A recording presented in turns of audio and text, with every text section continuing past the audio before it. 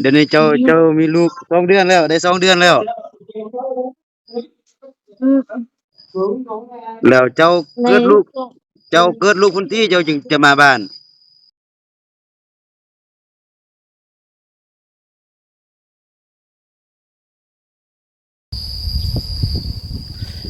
กราบทักทายสบายดีและสวัสดีเด้อพี่น้องบ่ว่าจะอยู่ในประเทศและต่างประเทศกะขอยินดีต้อนรับเข้าสู่ช่องครูดอยอีกคือเก่าคือเดิมเนาะ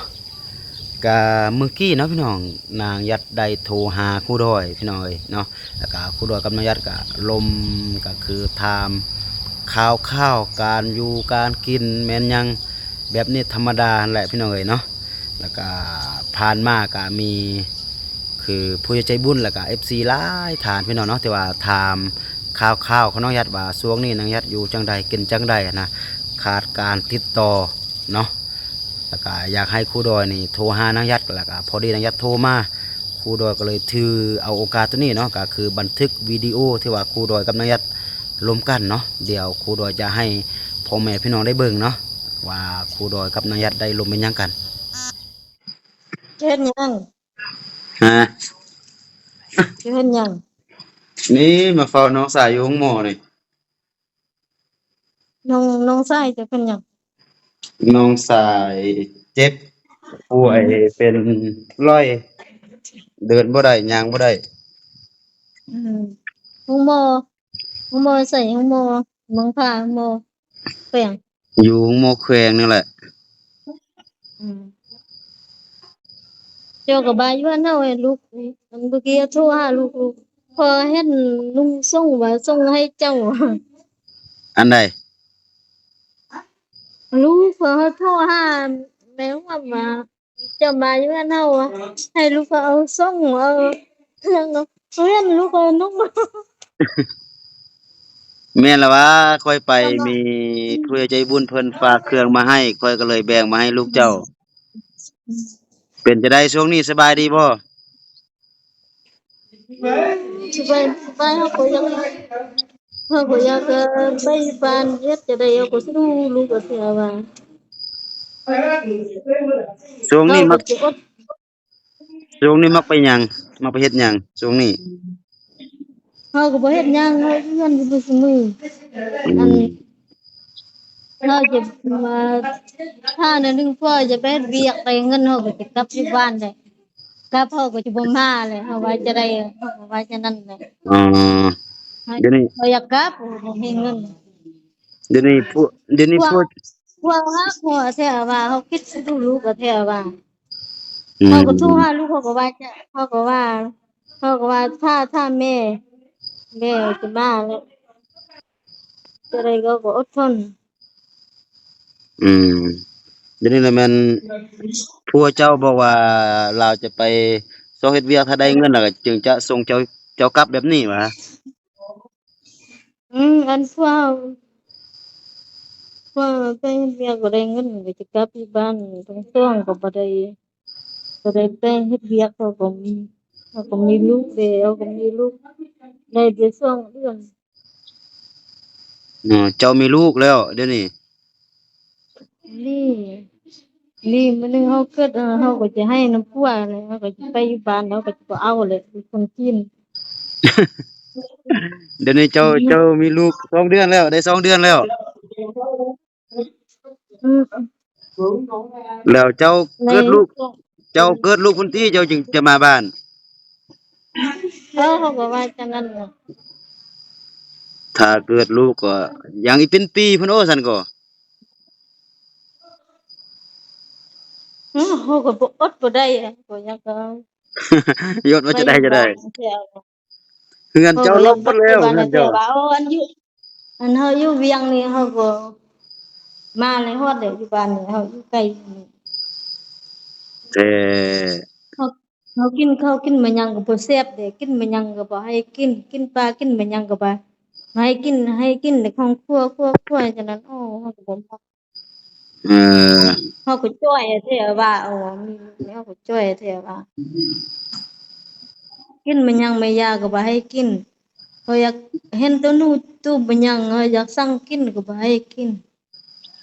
จัดไว้กินก็บ่ให้กินไม่กินแต่ครัว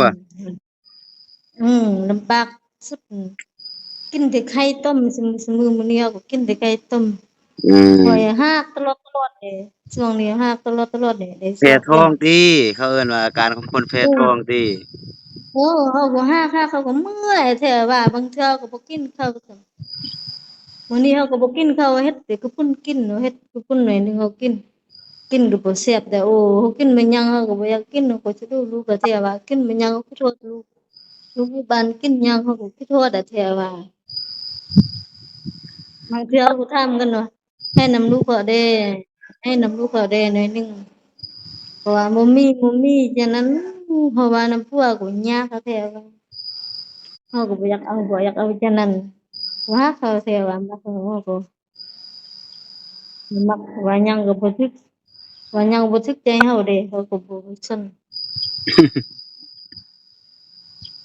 ว่าแท้อันว่าอยู่เวียงนี่เฮาอันเนาะอยู่เวียงนี่เฮาไปแหละไปอยู่บ้านแล้วโอ้แต่เฮาอยู่เจ้านี่เฮาไปเจ้าไปอยู่ไกลพุ่นนี้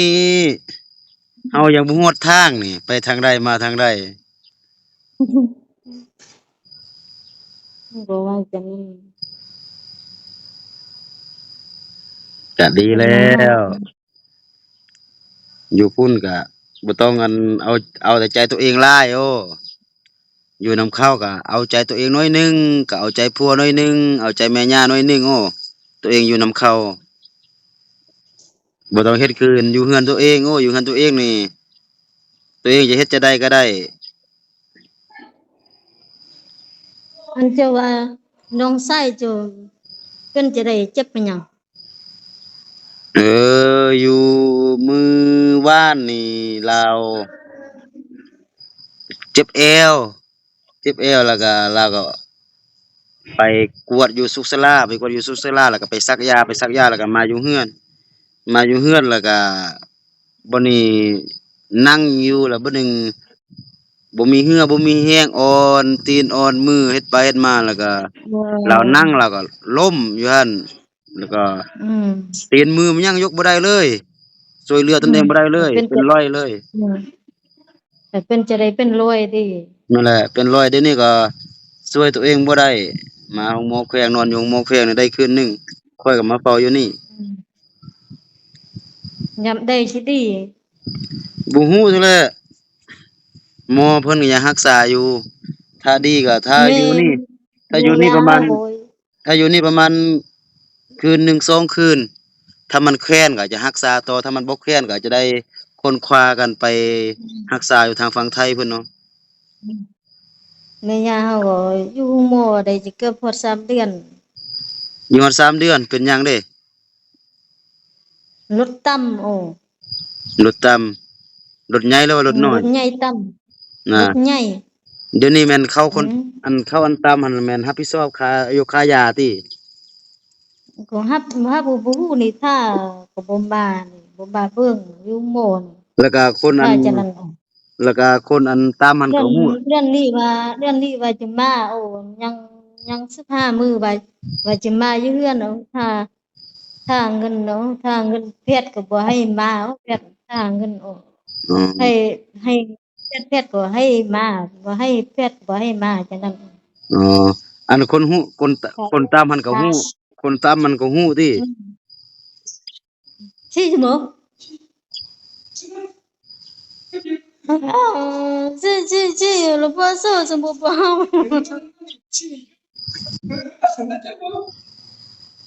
这个不这，他不是不是，那你们两个在黄色什么黄色？这个 OK。นี่ฮาวไปกินข้าวเลยอยู่กันพี่น้องบ่อืเขามไปเขาบ่ไปไปกินมันหยังก็บ่ผู้กินก็บ่มักเลยอืม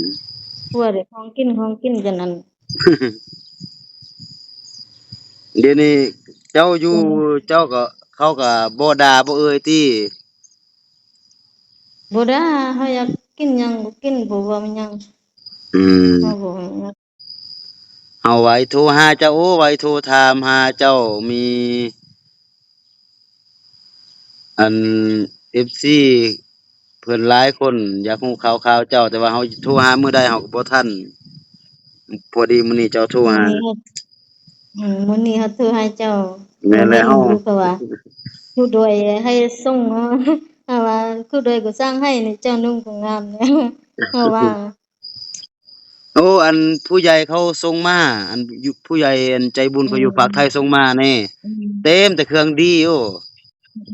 เฮาก็คิดฮอดจังนั้นอ้อเต็มแต่เครื่องดีเต็มแต่เครื่องยังใหม่หมดโอ้อืมเฮาก็เลือกก็ไปให้ลูกเจ้าเด้แล้วก็ปะเพื่อที่ว่าจะไปให้คนอื่นเด้มีขยุงหลายอะแท้ว่ากินข้าวกินหยังก็บ่ได้เอาไปเบิ่งโอ้เฮือนเจ้านี่เสาแต่ละบ่อนี่ละแม่นหักหมดเออไม้แม่มันยังหักหมดแม่เฮาก็ว่าฮักโอ้เฮาสิเฮ็ดจะได้เฮาว่าบอกเจ้าบอกอันเจ้าบอกให้นี่เฮ็ดช่วยเฮานี่มื้อหนึงเฮาก็จะมาอยู่บ้านเฮาว่าจังนั้นเฮาบ่ดันเฮาบ่สวยได้บอกจะไดเจ้า้เจ้าบ่อยู่บ้านนี่ตอนนั้นมีคนจะช่อยู่บ่อยู่วยเจ้าโอ้เจ้าบ่ฟังคำ อยู่บ่อยู่อยู่บ่อยู่เฮ็ดจะได้นี่เฮาก็จำเป็นเฮ็ดจะได้อันเฮาก็คิดว่าน้องชายมันจะฮักลูกเขาก็บ่สนบ่ฮักนี่มาเฮ็ดอันคนที่บ้านบอกเขาว่าเฮ็ดของกินเฮ็ดมันหยังก็เห็นลูกเขาก็บ่ให้ลูกเอ้ยกินบ่เอิ้นลูกเขาจังนั้นเห็นไปอยู่สวนกล้วยแล้วไปเผากล้วยแล้วเขาก็คิดจังนั้นเอาคิดหลายแท้ว่ามันนึงเขาจะกลัวเขาคิดหลายกว่าว่าบ่ให้เอาคิดหลาย บ่คิดหลายจะได้เขาแท้ว่านอนซุมื้อๆก็นอนบ่หลับออกอืมกินข้าวก็บ่แซ่บบางเทื่อเขาก็กินบางเทื่อก็บ่กินบอนเจ้าอยู่เดี๋ยวนี้แหละแม่นเป็นเรือนใหม่ของเจ้ากับผัวเจ้าติบ่แม่นเฮือนนี้เฮือนแม่แม่ย่าเขาก็นอนอยู่นี่ก็ได้นี่มันนอนเฮาบ่ได้อ๋อเขาก็อยู่นี่กินข้าวมื้อหนึงเขาก็มานอนอยู่พุ่นอันนี้เป็นเรือนแม่ย่าติเรือนเจ้ากับผัวเจ้าก็บนหนึ่งต่างหากแต่ว่ามาอยู่มากินข้าวนำได้เฮือนอันนี้ก็บ่แล้วเด้เฮือนอันนี้ก็บ่แล้วเด้อ๋อเรือนตัวนี้ยังบ่บ่ได้แล้วเทื่อบ่ได้แล้วแม่ย่าก็ผู้ไปนอนอยู่นี่เขาก็นอนอยู่นี่บางเทื่อก็นอนอยู่นี่มันนอนเฮานี่เขาก็บ่เพิ่นนอนบ่มานอนอืมเจ้าก็เฮ็ดจะได้ช่วงนี้คิดว่าช่วงนี้เจ้าก็คิดว่าบ่เป็นหยังติก็สบายดีบ่เจ็บบ่ปวดหยังติบ่เจ็บบ่ไข้บ่เอ่ยโอ้หยังติเจ้าว่าเจ้าว่าจังนั้นโอ้เขาเจ็บอะแท้ว่าเขาเจ็บเขามีลูกเนี่ยเขาเจ็บท้องอะแท้ว่าโอ้เขาเจ็บหยังปวดยังมากินนี่ปวดนี่ให้ติดยาให้กินกินไล่ก็บ่ดีโอ้เพราะว่าบ่คือเมืองลาวแถวสิเพราะว่าบ่คือเมืองลาวปวดก็บ่ปวดดีๆปวดอย่างนั้นให้แต่ยากินยาแพทย์กินบ่ฮู้หยังเพราะว่าแท้มารลูกนี่ให้เขาบ่ให้กินแต่หลายแล้วอย่ากินหลายก็อันตรายต่อลูกโอ้ญาติเขาบ่ให้กินแหละถ้าบ่จำเป็นแท้ๆเขาบ่ให้กินแหละอย่าอยู่ไสก็คือกันแหละมารลูกนี่เขาบ่ให้กินแหละเพราะว่าถ้าเจ้ากินแล้วมันมีผลข้างเคียงต่อลูกเจ้าอยู่ในท้องนี่เฮาก็อยากปวดว่าเป็นจะได้เฮาหักตลอดสมองเกียวหักตลอดบางเทื่อบางเทื่อกินข้าวจะนี่มื้อหนึงเฮาไปอยู่งั้นอยู่พุ่นเฮาก็หักกินข้าวจะนี่มื้อหนึงเฮาไปอยู่พุ่นเฮาก็หักบางเทื่อเฮาก็บ่ได้กินข้าวหักเจ้าจะนี่อันนั้นนี่เจ้าแพ้ท้องนี่มันอืเป็นอามการแบบเจ้าแพ้ท้องนี่มันเฮ็ดจะได้เฮาซอกกินจ้อยอะแท้ว่าซอกกินอันนั้นโอ้อันมันส้มๆโอ้บ่ยากวะส้มเฮาก็อยากกินส้มเฮากินอันนั้นกินหลายพวกก็บ่ให้กินบักเผ็ดก็บ่ให้กินเฮาก็บ่กินบักเผ็ด อืมอยู่เฮือนเรานี่บ่มีไผกินบักเผ็ดเลยอ้าวสันสุอยู่อันของอืกินนี่บ่ใส่มเลยมะเขือ กินเดะเราสูงคนหนึ่งกินบักเผ็ดอันไปน้ำเจ้าอันที่อืมเดี๋ยวนี้ลาวก็นี่ยังอยู่อยู่น้ำเฮาดีกว่าอยู่อยู่น้ำเฮาดีกว่าเฮ็ดของกินไผกินมันก็บ่ฟังมาเว้านำกันนี่เฮาก็บ่มักจะนั้น อ๋อเจ้ากับอันจะลาวได้นี่อยู่บอกว่านำกันแต่ว่าอยู่เฮาไผอยู่มันเฮาจะจะได้เฮาก็อดทนเฮาก็จะถ้าพวกไปสอบทางกันเนาะก็จะไปอยู่บ้านเนาะก็ว่าจังนั้นอยู่นี่เฮาก็บ่สบายเด้อยู่นี่เฮาก็ลำบากเด้คิดฮอดลูกเด้คนลาวมาอยู่นี่ก็บ่ปากบ่เว้านำกัน ลาวก็บ่เป็นหยังติแล้วก็มีลูกมีลูกฝาแฝดมีลูกคือกันได้5 เดือนน่ะเขาก็ได้แต่2 เดือนหมดเดือนนี้อ๋อลาวก็มีมันก็ลูกคือกันได้5 เดือนอืมเฮานี่ได้แต่หมดเดือนนี้จะได้3 เดือนน่ะอืมต่างคนต่างมีลูกเพราะว่าเนาะเดี๋ยวนี้เนาะอืมกินข้าวก็กินของไผของมันกินเฮ็ดของกินก็เฮ็ดของกินไผของมันนอนก็นอนของไผของมันอยู่คนอืมแบบ ปากบ่เว้านำกันแบบอยู่เรือนหลังเดียวแล้วก็แต่งกินของไผของมันอยู่ไผอืม อยู่มันเนาะผู้ใดอยากล่ะแต่งกินเอาเนาะพวกนักไปเขาก็ว่าเขาอยากไปอยู่บ้านเขาก็ว่าสมมุติทุกมื้อพวกว่าไปเลยว่าอยากได้ก็ว่าไปอยู่บ้านว่าบ่อยากยินเขาว่าฉะนั้นไปเลยว่าฉะนั้นเห็นเจ้าปากน้ำพัวเจ้าเมื่อกี้นี่เจ้าได้ภาษาจีนแล้วเดี๋ยวนี้น่ะก็ได้แสดงว่าเจ้าเก่งเด้ซั่นน่ะ เจ้าเก่งเด้เจ้าได้ภาษาจีนนี่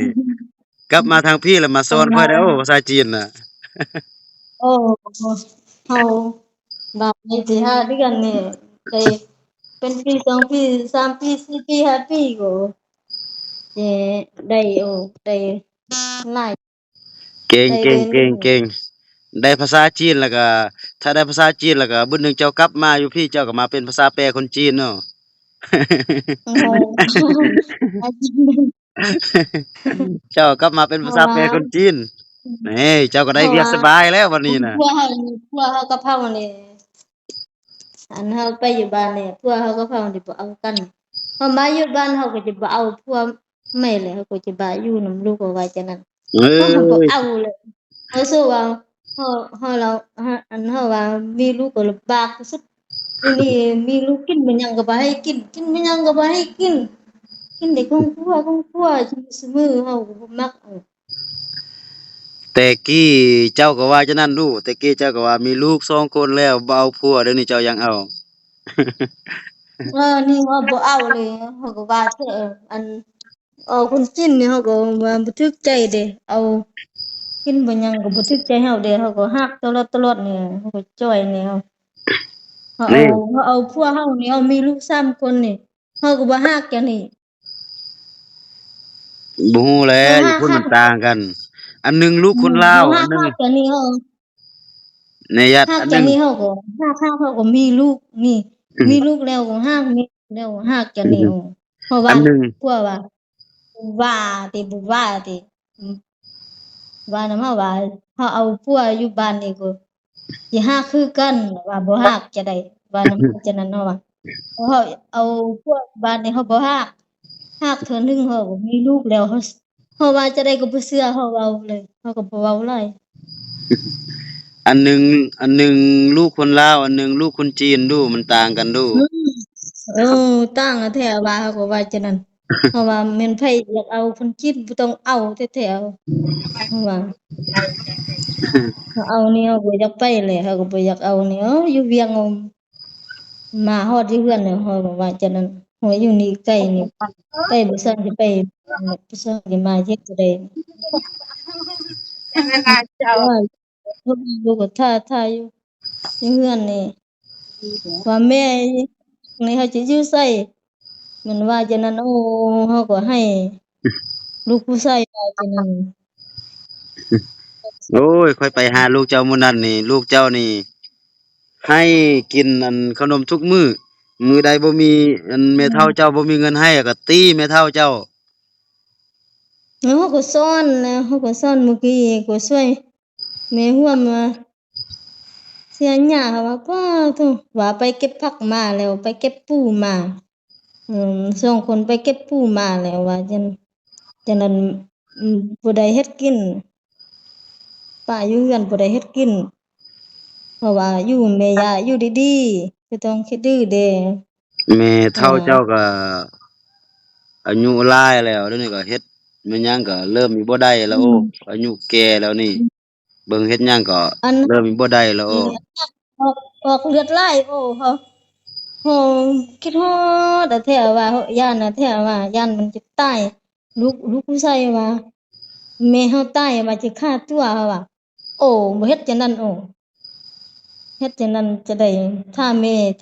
ยังมาเอาว่าจังนั้นนำลูกก็ว่าแม่เฮาตายสิฆ่าตัวตายว่าจังนั้นโอ้ แท้เด็กน้อยเขาฮู้ความเด้เดี๋ยวนี้เด็กน้อยเขาน่ะอืมบ่ได้ใหญ่เทื่อนี่ใหญ่เทื่อจะฮู้ความนี่ญาติเดี๋ยวนี้อืมเจ้าอยู่พุ่นนี่เจ้าพยายามอันเว้าพยายามว่าภาษาจีนให้มันได้หลายๆเด้อเพื่อต่อหน้าสมมุติว่าเจ้ากลับมาบ้านต่อหน้าซั้นเย้อได้กลับมาบ่ได้กลับมาก็บ่ซังก็บ่ฮู้เทื่อต่อหน้าแต่ว่าต่อหน้าถ้าเจ้ายังมีแผนที่ว่าอยากจะกลับมาอยู่บ้านนี่เจ้าก็เรียนภาษาจีนนั่นให้มันหลายๆให้มันฮู้แบบว่าให้มันเว้าให้มันคล่องแคล่วอืมอะนี่แล้วเทื่อหน้าถ้าอืมเจ้ากลับมาบ้านเจ้าก็ไปเป็นภาษาแปรจีนแบบนี้บ่ได้มีเวียกที่ว่ามีคนจีนเข้า เจ้าก็ไปเป็นภาษาแปรเจ้าก็ได้เวียกสบายโดยที่ว่าเจ้าบ่ได้ออกเหงื่อออกแรงนี่เจ้าเห็นคนบ้านเฮาเดี๋ยวนี้ผู้ใดได้ภาษาจีนนี่แม่นไปเป็นภาษาแปรจีนนี่ก็ได้เงินก็ค่อนข้างโอเคอะนะคะแนนว่าเจ้าฮู้ภาษาจีนอะนะพเฮาก็ยายามพยายามให้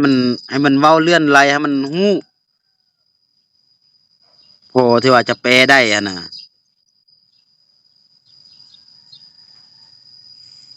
ตอนหน้าเนี่ยถ้าเจ้ากลับมาอยู่เฮาก็บ้านเจ้าก็ได้ใช้นี่อืมเฮาก็คิดว่าอายเอาว่า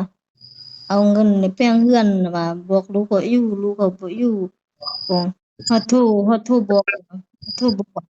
บ่อยู่นำเฮานี่เฮาก็บ่ให้อยู่แหละสิเฮ็ดจะได้มันว่าจะได้มันว่าจะนั้นนำเฮาเราว่าเราว่าอืมเราว่าบ่ให้ลูกเจ้าอยู่นำสิอยู่นำจะได้อายเจ้าก็ฮู้โอ้มันก็มีลูก3คนแล้วอายเขาก็มีลูก3คนแล้วลูกเขาได้2คนก็จะบ่มักบ่ฮักโอ้จังนั้นว่าละล่าแหละเพิ่นจังนั้นว่าละล่าแหละเขาก็บ่อยากว่าหลายผัวก็บ่ให้ว่าหลายก็บ่มีความหมายแต่เขาก็เขาผัวเขานี่เขาก็ไว้แท้แบบผัวก็ว่าเอาเฮานี่ก็มาอยู่นี่ก็มาไว้มาอยู่เวียงก็มาไว้ว่าอยู่เฮือนเฮาพี่น้องเฮาบ่ว่าอยู่เฮิงนี่อยู่เฮิงก็อยากอยู่เฮิงก็อยู่บ้านเฮานี่บ่ว่าหยังว่าไปว่าจังนั้นพวกเขาก็เอาเฮาไปเพิ่นว่าโอ้ได้เงินนี่เฮาก็สิให้นำเจ้าเจ้าก็สิเฮ็ดลูกเขาเอาเฮ็ดอันพอปู่อันนั้นมันเอาว่าพอเอาว่าเอากินดองแล้วจะเอาให้เอาเนี่ยบ้านเอาเจ้านี่เอาคนไร่คนโอ้สิให้เฮ็ดเงินนี่หือป้าก็มาเอาแล้วตอนนู้นที่ตอนนู้นที่เจ้าบ่ปรึกษาหาข้อยบ่ปรึกษาหาบ่าวลี่บ่ปรึกษาหาอันครูคิวนี่เฮาก็อยู่บ้านถ้าเฮาเจ้าปรึกษาเฮาสามคเฮานเฮาก็บอกแนวทางให้เจ้าเจ้าหักบ่ได้บ่ปรึกษาเฮาก็ลืมว่าแท้ว่าพบพบมันพอเอาเขาก็ว่าเฮาเอาเงินเฮาเอาไว้นั่นล่ะบ่เอาสิกินดองเลยจะเอามาให้เจ้าเบิ่งเจ้าแบ่งก็แบ่ง ปุ๊บน้องชายอยู่สวนกล้วยมาก็มาเอาหมดเลยเขาก็บ่ว่าจะได้อันน้องสาวอะเอาตับหนึ่งก็ถามน้องสาวบ่ให้อะมันเฮ็ดจังนั้นน้องสาวย้านน้องสาวเอาเงินให้โอ้เฮายอมแท้ยอมว่านี่น้องสาวก็เอาผัวแล้วว่าบ่ต้องเอาผัวเป็นผัวกินยามากินจังนั้นผัวผัวเก่ามาอยู่บ้านเนี่ยตายแล้วอ๋อพวกคนจีนอันนี้อืมพวกคนจีนนั่นตายแล้วก็เอา ตายแล้วก็เอาก็นี่ก็เอาพวกไม้นี่แม่ร่วมโทรมาหาเฮานี่ว่าผัวใหม่นั่นน้องเอาพวกผัวใหม่นั่นมันผัวคนลาวผัวคนจีนพวกเราเทิงนี่โมอืโมอยู่มเฮือนเรานี่อืมโมโมอืมอยู่เฮือนพ่อนี่คนกินยามากินยาซ่องอันผู้เฒ่าเห็นก็บ่มักโอ้มักก็มักแล้วเห็นน้องเฮานี่ก็อยากมัก อืมักน้องมเขาก็ไปสวนกล้วยก็เห็นพัวนี่ก็เอาพัวแล้ว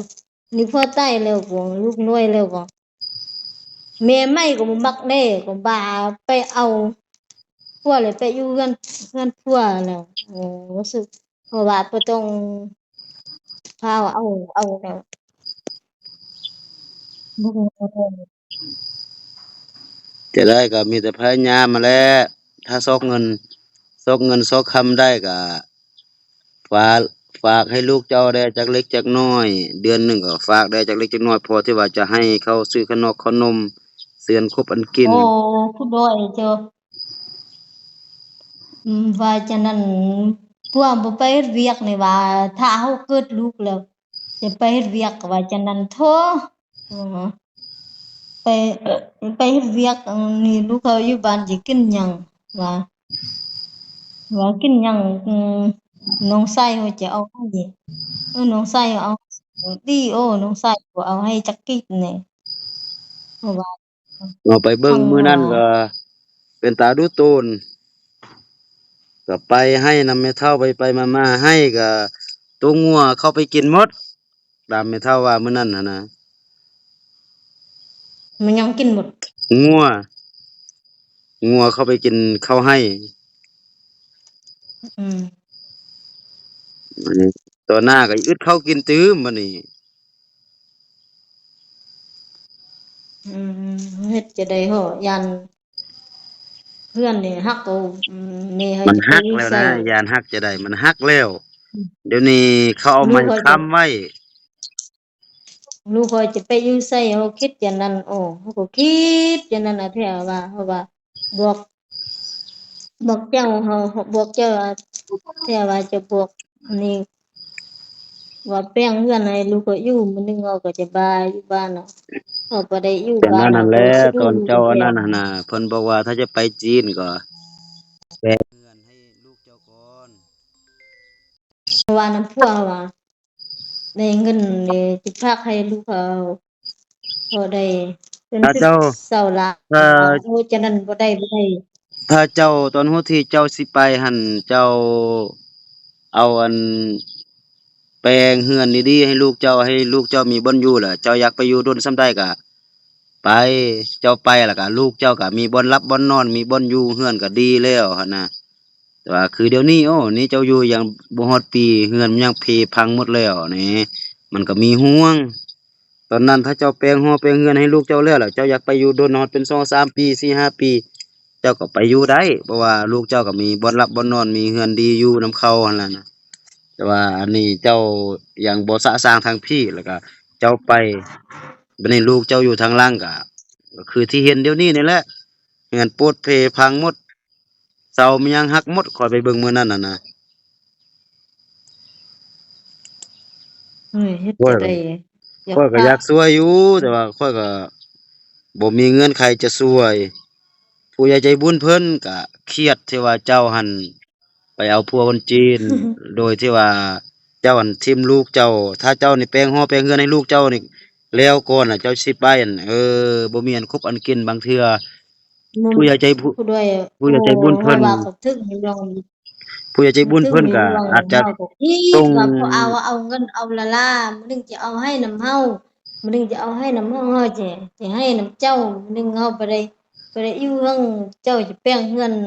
มันก็อยู่เฮาคิดอย่างนั้นเพราะน้องชายมาก็มาเฮ็ดจังนั้นโพอถามอันคือเจ้ากับเฮานี่ว่านี่ว่าก็ว่าจังนั้นว่าบ่ให้ว่าจังนั้น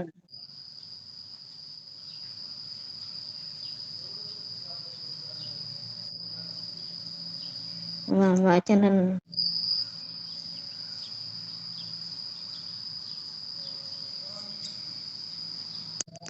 เดี๋ยวนี้ก็มันสภาพมันเป็นแบบนี้แล้วก็บ่ฮู้แนวจะเฮ็ดแล้วยัดเอ้ย เฮาก็สุดนะความอยากช่วยเหลือลูกเจ้าน่ะแต่ว่าเฮาก็บ่มีเงินไขคือค่อยว่าหั้นแหละตัวโน้นที่ถ้าเจ้าเฮ็ดจัดแจงทุกอย่างให้มันแล้วก่อนเจ้าไปเจ้าก็สบายใจเดี๋ยวนี้เจ้าบ่จัดแจงมันยังมันบ่ลงตัวแล้วเจ้าไปเดี๋ยวพ่อก็นี้เจ้าก็บ่สบายใจมีห่วงสบายลูกเราบ่มีเฮือนอยู่บ่มีเฮือนอยู่เนี่ยถ้าถ้าเฮานี่เฮาก็สิมาอยู่บ้านนี่เฮาก็จะมาแล้ว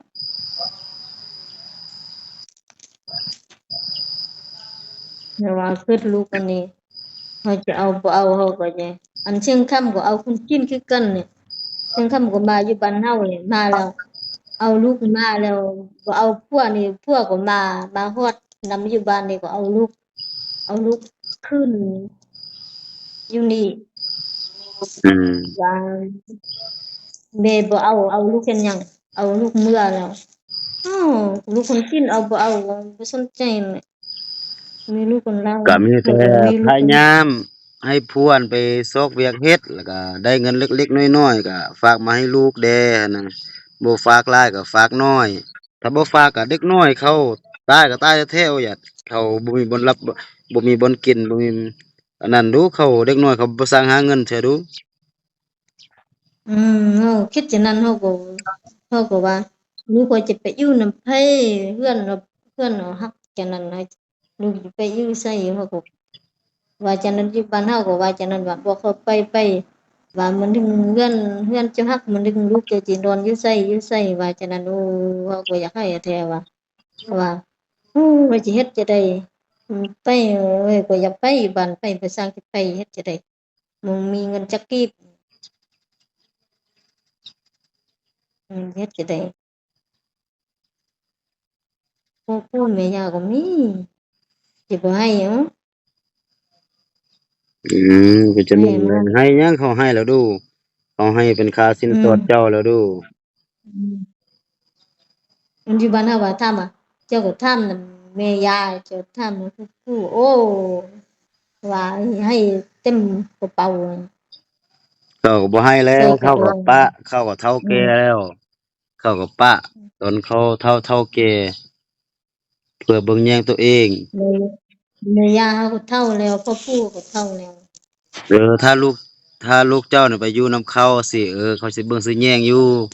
แต่ว่าอืนี่ลูกเจ้ามอยู่ประเทศลาวพี่เขาอยู่ประเทศจีนพุ่นเขาบ่ให้แล้วโอ้ยเดี๋ยวนี้เขากินหยังคิดฮอดก็แท้ว่าบางเทื่ออยากกินหยังเพราะว่าบ่กินมื้อหนึ่งเขาเจ้าสิจ้อยนำลูกเจ้าว่าเขาคิดลูกก็แท้ว่าจ้ะเขาคิดหลายอะแท้ว่าบ่แม่นลูกคิดฮอดโอ้เจ้าลูกเฮาคิดลูกไผลูกก็คิดฮเจ้าเจ้าก็อดแท้คิดเฮานี่ไป2-3มื้อนี่ปะโถเฮาบ่เห็นลูกเฮานี่ยังน้ำตาออกพุ่นนี่อืมเขาก็คิดอะแท้ว่าอยู่เวียงเขาก็สิมาอยู่บ้านอยู่นี่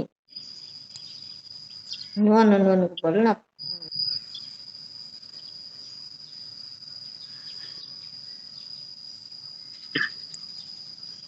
เมื่อกี้เขาก็เห็นลูกผู้ชายว่าลมแม่บ่อยากลมถ้าอู้ผู้หญินะงก็ลมน้ำแม่ลมหน่อยหนึ่งว่าบ่อยากลมน้ำเจ้าแล้วถ้าอู้เว้นแม่ว่าหน่อยหนึ่งบ่ว่าไรบ่อยากลมแท้เขาก็เครียดโอ้เด็กน้อยเขาก็ฮู้นี่ว่าแม่มาบ่มามื้อหนึ่งเฮือนฮักนี่เฮาจะไปอยู่ไสเฮาจะไปอยู่ไสส่งเสียงมานี่เฮาก็พูดฟังนางอิ้นก็คือกันว่าเจ้าอยู่นี่สบายโอ้เฮาอยู่นี่ เขาอยู่นี่เขาเพื่อนเนี่ยเขาจะนอนอยู่ไสเพื่อนฮักเนี่ยเขาจะไปอยู่ไสบ่มีไผฮักว่าจังนั้นน่ะมั่งเขานี่ก็คิดว่าจังนั้นล่ะขนาดเขาเป็นเด็กน้อยเขายังฮู้ว่าจังนั้นอืมส่งเสียงมาอยู่นี่โอ้แม่ร่วมว่าบอกเขาพูดฟังว่าเขาให้อะแท้ว่าเขาให้อันเท่าอู้ว่าจังนั้นน้องอิ้นว่าจังนั้นว่าเฮือนฮักเก็บบ่มีมันอยู่ว่าสิไปอยู่ไสอยู่ อยู่ไสก็ว่าไปอยู่นำน้องเฮาอยู่นำไผก็บ่ฮักอยู่นำไผก็บ่ฮักว่าจังนั้นบ่คือแม่ว่าจังนั้นอืมว่าสะดุเฮานี่ลูกไสว่ามันคิดฮอดเฮาอะแต่ว่าสึกบอกเขาว่าเฮาบ่คิดฮอดเฮาก็คิดฮอดคือกันสิเฮ็ดจั่งใด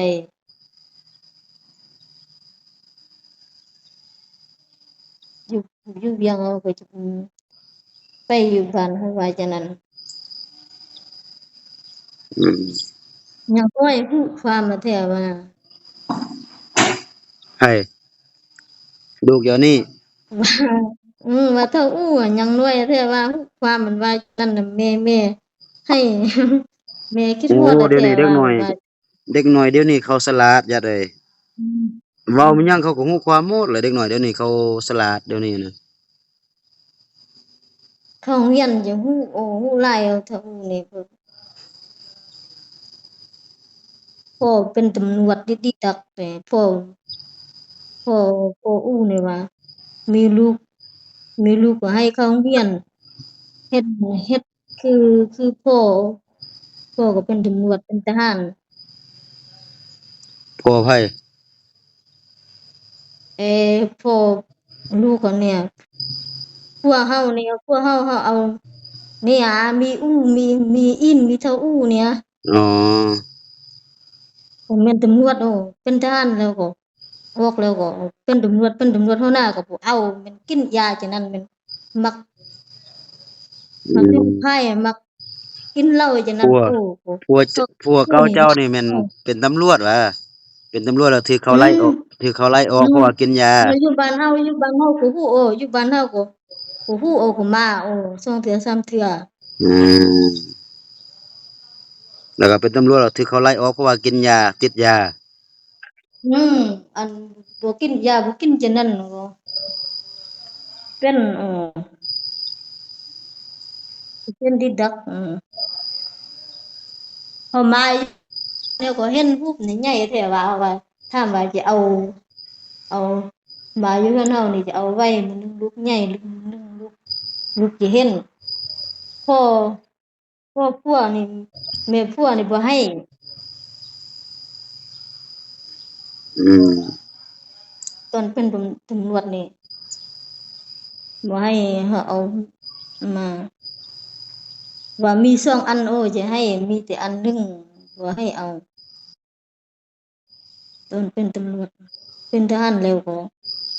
จบแล้วก็เป็นตำรวจ ว่านำเฮาว่ามีลูกแล้วบอกลูกเขาเข้าโรงเรียนแม่น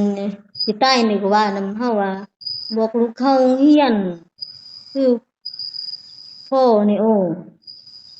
นี่เท่าอู้มบ่ได้เข้านี่นางอิ้นบ่ได้เข้าแต่ตอนเฮาว่ายังฟังบ่ช่วงอันกินยาแล้วหั่นบ่กินช่วงแล้วหั่นข้อยก็พานางอิ้นนั่นไปซื้อเครื่องซื้อของซื้อธงปื้มซื้อนั่นบ่ให้เข้าโรงเรียนไปแต่มื้อเดียวสองมื้อฮู้เดี๋ยวนี้ก็บ่ไปบ่ได้เข้าเฮาว่าต่อมาใหญ่มากอะบ่ฮู้หนังสือไหนไปเฮ็ดเวียกการหยังก็บ่ได้เพราะว่าบ่ฮู้หนังสือดูถ้าบ่เข้าโรงเรียนพวกเฮาก็ว่านำเฮาว่าเจ้านี่บ่ฮู้ซังซื่อเจ้านี่บ่ฮู้ซังซื่อมื้อหนึ่งเจ้ามีลูกเจ้าก็เฮียนมื้อหนึ่งจะไปจ้างอย่างนี้จะนั่นก็ฮู้ว่านำเฮานี่ลูกเขาก็ยำว่านำเฮานี่ลูกก็ยังน้อยนางอิ้นยังน้อยเขาอู้บ่ได้เกิดมันเจ็บแล้วเจ็บหลายแล้วมันว่าจังนั้นว่าก็ไปอยู่บ้านแม่แล้วไปก็ไป2-3มื้อก็โทรหาว่าตายแล้วอืมเฮาก็มามักก็ว่ายังก็บ่ฟังเด้อืมเอาเฮาดิดวงมายังก็บ่ได้กินเด้ตัวหมูมันยังก็บ่ฆ่าอันไก่ตัวหนึ่งก็บ่ฆ่ามัดแขนอืมตอนจะเอาพวกเอาพวกเจ้านี่มันสิเจ้าไปเจอกันอยู่สวนกล้วยพุ่นเราไปเจอกันอยู่ไสอืม ไปเจอกันอยู่สวนกล้วยพุ่นแล้วก็เอาเอออยู่นำกันอยู่พุ่นเลยเออแล้วก็มีลูกว่าแล้วก็พากันมาบ้านก็มีเขาก็มี3 คนโอ้ลูกนี่ลูกมี3 คนแล้วก็เสียคนหนึ่งเสียคนหนึงเท่าอ้ายนี่อืมตายแล้วแล้วก็มาก็พี่อยู่บ้านพี่ก้านนี่พี่ก้านนี่ได้6 ปี 7 ปีแล้วบ่ได้ย่างบ่ได้ย่างตีนอืมตีนจะนี่บ่ได้ย่างบ่ได้อืมนั่งให้ข้าวให้มันยังให้กินแล้วก็ให้กินก็ให้กลับมากลับมาอยู่บ้าเขาก็นแล้วก็มีอิ่ม ผัวเจ้าก็เจ็บ เขาก็ไปเผากล้วยได้2 ปี 3 ปีโอ้ก็ได้เงินนี่พวกเขาก็ไปเอาไปเฮ็ดเรือนแม่นี่อืไปซื้อมดินไปซื้อตะกะโลไปซื้อปูนไปซื้อมาหยังเขาก็โอ้ฉะนั้นเราเฮ็ดเรือนเฮาเลยก็ได้เดะพ่อเฮานี่พ่อใหม่เฮาว่าจะบ่ให้เฮาเอาบ่ให้เฮาเอาเฮ็ดหยังว่าหยังก็บ่ฟังนี่เจ้าได้เงินก็เอาไปแล้วอยู่บ้านเฮาก็ว่าน่ะผัวแล้วเฮาก็ว่าเฮาบ่อยากเอาแล้วเฮาสิทิ่มแหละทิ่มมื้อหนึ่งไปอยู่บ้านแม่ก็มาไปอยู่บ้านแม่ก็มาหาเฮาว่าโอ้ไปอยู่บ้านแม่ก็ว่าบอกมาหาเมียจะได้ก็แม่แม่กับพ่อนี่บ่เห็นเฮานี่ก็มักเฮาแต่ว่าอืมบ่ถึกลูกนี่ว่าหยังลูกก็บ่ถึกใจนี่ว่าจะบาเฮ็ดขาดองน่ะว่าเฮ็ดหยังบ่มีพ่อบ่มีแม่ว่าจะนั้นโอ้อืมมันว่าบ่ถึกใจเฮาจะนั้นเรื่องไอ้ไม่เห็นเฮานี่ถ่ายคลิปบ่เขาก็ให้แต่ว่าเท่าอ้ายตายได้ตายได้6 เดือน 7 เดือน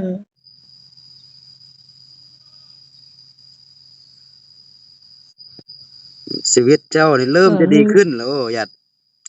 ถ้าเจ้าบ่ไปเอาผัวคนจีนนี่ชีวิตเจ้านี่เริ่มจะดีขึ้นแล้วแต่ว่าเจ้าเอาผัวเขาก็เจ้ากลับไปเอาผัวตื่มถ้าเจ้าบ่ถ้าเจ้าบ่เอาเฮา ผัวนี่ชีวิตเจ้านี่ดีขึ้นแล้วเออยู่บ้านเฮาก็ว่าจังนั้นว่าเจ้าเอาผัวแต่ก่อนนี่ผัวเจ้าบ่ถูกใจเจ้าว่าหยังผัวเจ้าก็บ่เจ้าไปเฮ็ดเฮาไปจ้างได้เงินก็เอาไปซื้อเหล้าไปซื้อยากินเจ้ามีเงินบ่มีก็ฮู้ก็จกก็เอาไปแล้วยัง10-20,000ก็เอาไปจังนั้นเฮาก็บ่ได้ซื้อมันหยังยามแต่ยามนี้เฮามีเงินนี่เฮาก็บ่ซื้อหยังนี่ บางทีเรามีเงินเราก็สิซื้อหยังกินซื้อกินนะบ่ซื้อหยังนี่เราพอกล้วยนี่เงินนี่ให้ที่เราเอาที่700,000เราบ่จ่ายนี่มื้อหนึ่งจ่ายเงินอันนั้นหมดแล้วก็ไปเอานำเราแล้วพ่อพ่อใหม่เขาก็ว่าบ่ต้องเฮ็ดจังนั้นโอ้ผัวอยากซื้อเมียอยากซื้อหยังก็ซื้อบ่อยากซื้อหยังก็จะปะไว้มันหยังก็ท่ามันหยังก็ทำมันหยังก็ว่าบ่แม่นเงินลูกเจ้าเฮ็ดนี่เขาเผากล้วยเนาะเฮ็ดแท้ว่าเขาก็เฮ็ดคือกันว่าจังนั้นอย่าสร้างแล้วมาแท้มันเป็นอดีตแล้วเฮาแก้ไขบ่ได้เดี๋ยวนี้ก็คิดเรื่องอืมต่อหน้าว่าจะเฮ็ดจะใดเดี๋ยวนี้ให้ชีวิตมันดีขึ้นกว่าเก่า แต่ว่าเจ้านี่ถ้าเจ้าบ่ไปพุ่นนี่ชีวิตเจ้ากำลังจะดีอยู่แต่เจ้าไปอยู่พุ่นน่ะพวกเขาเอาพวกจิ้นถามเขาว่าพวกเฮานี่ถามเขาว่าเขาเอาพวกก่อนนี่แต่งขาดองเขาว่าบ่ได้แต่งเ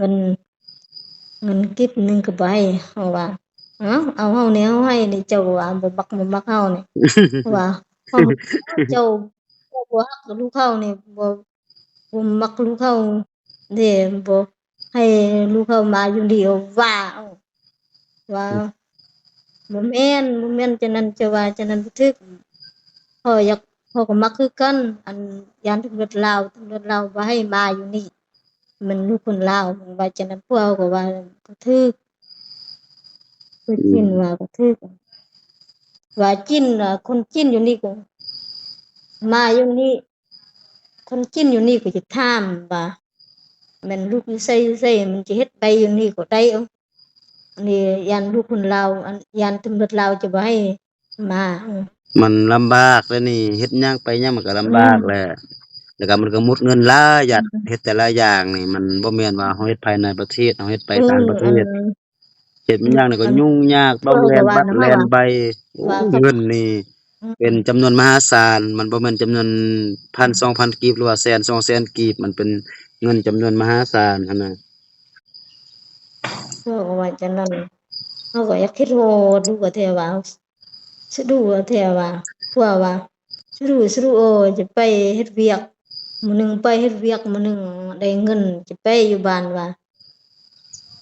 จะไปส่งเขาอยู่บ้านไปเรียกไปหาลูกเพราะว่าเขาอยากไปตอนนี้อยากไปตอนนี้ ลาวายไปตอนนี้ไปจะได้เงินจักกี้บ่มีนี่ไปจะได้พวกว่าฉะนั้นเมาสมมุติว่านำพวกว่านำมาพวกเที่ยงไปอย่าไปว่าจะบ่ไปแม่นว่าไปไปอยู่บ้านไปมันต้องมีเงินเนาะเพราะว่ามันไกลหยัด อืมบ่อนเจ้ามาหาบ้านเจ้ามันไกลมันใช้เงินหลายมันบ่แม่นใช้เงินน้อยเราก็ว่าฉะนั้นๆถ้าเจ้าอยู่เราว่าอยากสิบนหม้อดูนี่ว่าบ่มีเงินอยู่จะเฮ็ดจะได้เขาก็อยากคิดจังนั้นมันจะเฮ็ดจะได้ยันฮักลูกก็จะไปอยู่ไสอันคือลูกก็ โทรมาก็ว่าจังนั้นส่งส่งเสียงมาก็ว่าจังนั้น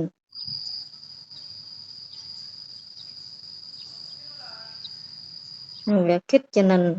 ก็มีแต่ให้พยายามให้ผัวเจ้านั่นไปซอกเฮ็ดเวียกได้เงินได้ค่ำก็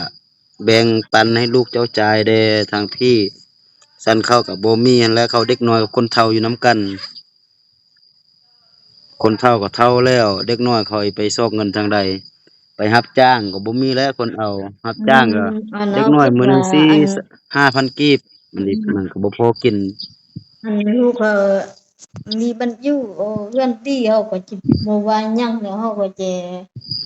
กว่าจะไปหาเงินหาแต่แต่แม่เขาก็นหาสำคัญแม่นบ่อนอยู่หั่นแหละเดี๋ยวนี้หั่นน่ะอืมเดี๋ยวนี้บ่อนอยู่มันหยังก็บ่มีนี่ลูกเจ้านี่สำคัญถ้ามีเรือนดี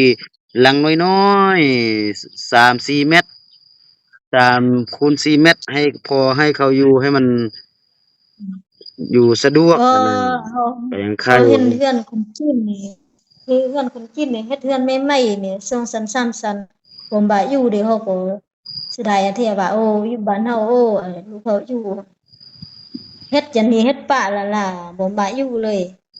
บ่มีน้ำก็บ่มาอยู่เจ้าก็มีแต่มันรักษาสุขภาพตัวเองเนาะญาติเจ้าก็มีลูกแล้วก็ซอกกินอันมีประโยชน์รักษาสุขภาพตัวเองก็บ่เขาให้ก็เจ็บอยากบ่ให้กินอาหารป่วย อยากกินอาหารลาวนี่เขาเห็นอยากกินอาหารลาวนี่สิสั่งกินไม่อยากก็บ่ให้กินผัวก็บ่ให้กินไม่หยังก็บ่ให้กินโอ้กินแล้วผัวสิเขาก็บ่มัก เขากินมื้อหนึ่งเขาก็หักกินมื้อหนึ่งเขาก็หักกลัวเขาก็ยอมเขาแท้ว่าเขาก็บ่เป็นจั่งใดเขาก็ว่าหักก็หักเทื่อหนึ่งก็หักเทื่อหนึ่งก็หัก2-3มื้อก็หักก็ดีนี่หักซุมื้อเขาก็จ้อยเด้จะเฮ็ดจั่งใดก็พยายามรักษาบ่สุขหาก็ไม่ภาพนั่นแหละอยู่พุ่นว่าเจ้าอยู่พุ่นนี่เจ้าอยู่ได้เอาตัวคนเดียวเด้เจ้าบ่ใช่มีไผเด้บ่ใช่มีพี่บ่ใช่มีน้องเด้ก็มีแต่รักษาตัวเองนั่นแหละแนวใดตัวเองจะสุขภาพจะดีแนวใดตัวเองจะบ่เจ็บบ่ป่วยเจ้าก็เฮ็ดเอารักษาสุขภาพตัวเองเพราะว่าเจ้าอยู่พุ่นก็บ่ใช่มีพี่มีน้องคืออยู่พี่ยังมีพี่มีน้องเบิ่งอยู่พุ่นถ้าป่วยมันหยังก็มีแต่เจ้ากับผัวเจ้าเท่านั้นจะเบิ่งกันถ้าผัวเจ้าบ่เบิ่งเจ้าก็ต้องเบิ่งตัวเองหั้นนะ ก็มีแต่รักษาสุขภาพตัวเองให้มันดีกลัวเฮาบ่เบิ่งเฮาเพื่อเฮานอนยามใดนำเฮานอนเจ็บมื้อหนึ่งก็ว่าบ่ให้เจ็บบ่ฮู้ว่าเจ็บในใจก็บ่ฮู้โอ้อามีไข้ยุงแท้เฮือนอยู่นี่มีไข้ยุงหลายแท้ว่าเออ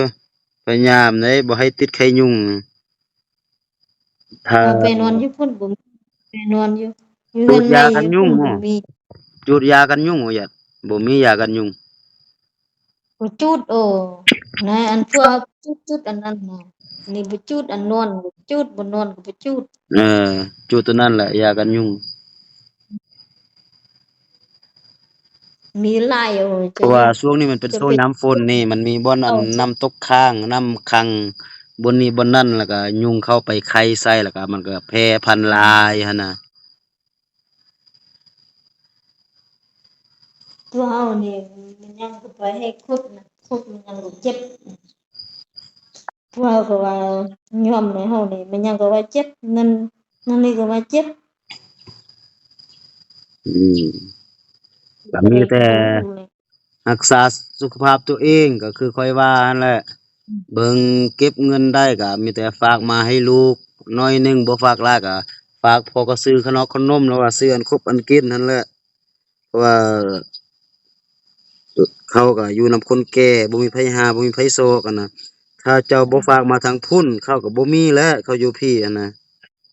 ก็มีแต่พยายามแล้วก็เจ้าก็รักษาตัวเองแล้วก็อันบ่ต้องเจ้าเอาใจตัวเอบาเฮือนงหลายเฮานี่ก็เอาใจเจ้าตัวเองแด่บาเฮือนใจบ่ผัวแด่เอาใจแม่ย่าแด่เฮาอยู่นำเพิ่นสิเฮ็ดแนวใดให้เพิ่นรักเฮาก็เฮ็ดเอาเท่านั้นเด้อญาติเด้อ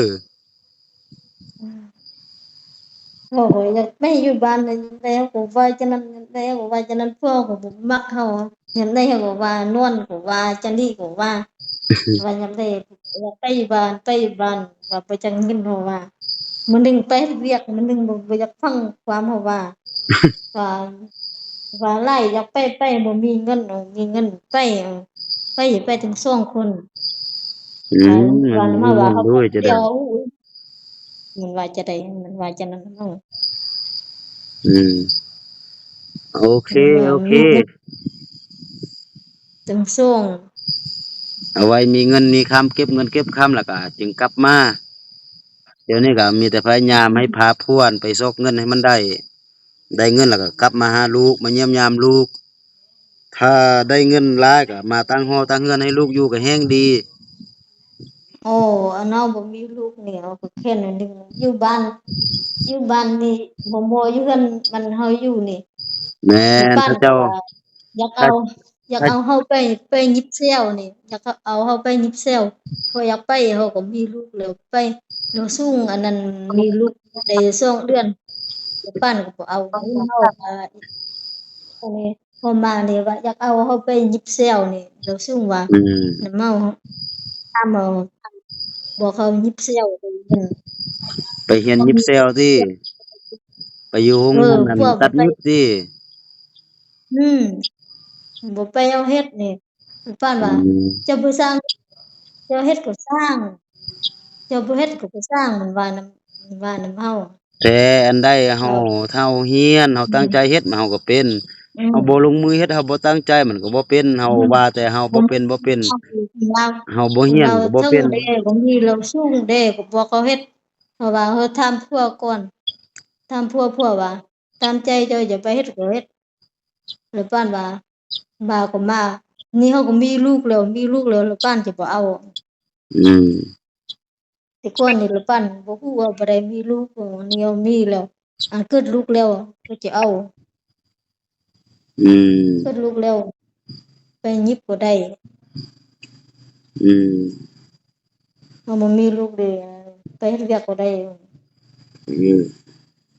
ความจริงบ่ฮู้ก็มาเฮ็ดก็มีคนเราเทิงเด้คนเราสูงเด้ก็มาเฮ็ดตรงนี้อืมอืมมาอืมมีเดือนโอเคโอเคยัดมื้อหน้าแล้วก็ค่อยร่วมกันอาใหม่เด้อมีหยังก็โทรหาอาได้เด้อเฮาอีโทรไปเฮาก็อืมบ่อยากโทรอืไปมย้านผัวเจ้าว่าให้แหน่ถ้าเจ้ามีหยังเจ้าก็โทรหาข้อยได้ตลอดเด้อพวกก็บ่ว่าหยังพวกก็ฮู้ว่าเจ้าบ้านเฮือนเฮานี่เจ้าเป็นคนช่วยเฮานี่พวกก็บ่ว่าหยัง อืมแต่อืมอืมพวกพวกเขาก็ฮู้แล้วพวกเขาก็เห็นเจ้าแล้วมาอยู่กับเรานี่พวกเขาก็เห็นแล้วอืมว่าเจ้าอืว่ามอืม สบายดีฮู้แล้วโอเคโอเคซั่นน่ะมื้อหน้าแล้วก็ค่อยอืโทรร่วมกันมใหม่เดี๋ยวค่อยจะได้เข้าไปเบิ่งน้องอืมสายก่อนเด้ออืมเออโอเคๆๆโชโอเคคดีโชคดีโชคดีคือกันเออๆๆ กาตัวนี้เนาะพี่น้องเป็นคือวิดีโอที่ว่าครูดอยกับนายยัดล้มกันพี่น้องเนาะก็คือเดี๋ยวนี้หันนางยัดกำลังตั้งครรภ์หรือว่ากำลังท้องได้อยู่2 เดือนพี่น้องเนาะเป็นลูกของนางยัดกับผัวคนจีนเนาะก็ตามนางยัดเว้าว่าถ้าหากว่าเกิดลูกแล้วก็